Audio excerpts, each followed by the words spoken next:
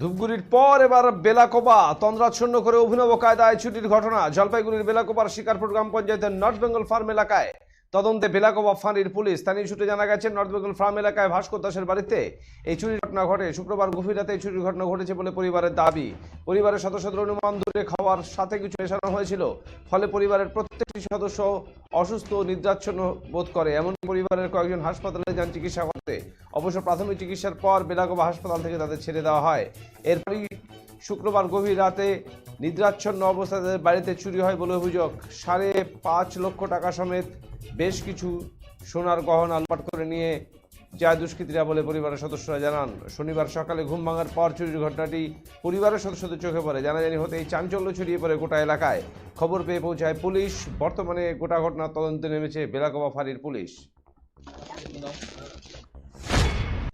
এটা তো আমি দেখি নাই, শুনলাম লোক মুখে বা ওদের মুখে শুনলাম যেটা নাকি এই দুপুরবেলার থেকে খাবারের সাথে কোনো কিছু মিক্স করে দিছে, আমার যত আইডিয়া আর কি। সেখানে দুপুর থেকে নাকি অসুস্থ বোধ করছে বাড়ির লোক সবাই। সন্ধ্যা হইতে হইতে কেউ ডলে পড়েও গেছে এবং ওয়াইফ আর ওনার মেয়েকে ডাক্তারের কাছেও নিয়ে গেছে, এটাই শুনলাম। তারপরে সন্ধ্যার পরে বাড়িতে নাকি চুরি হয়।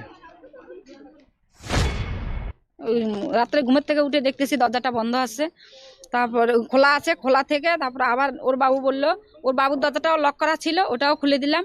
ছেলের ঘরে গেলাম দেখতে, ছেলেও দেখতেছি লক করা দরজা। কি করে যে ঢুকলো ওটাই তো বুঝতে পারতেছি না, কেন এমন হলো। ওটা তো তখন অনুভব হয় না, কিন্তু দুপুরে আমি ঘুরে পড়ছিলাম, মেয়ে ঘুরে পড়ছিল।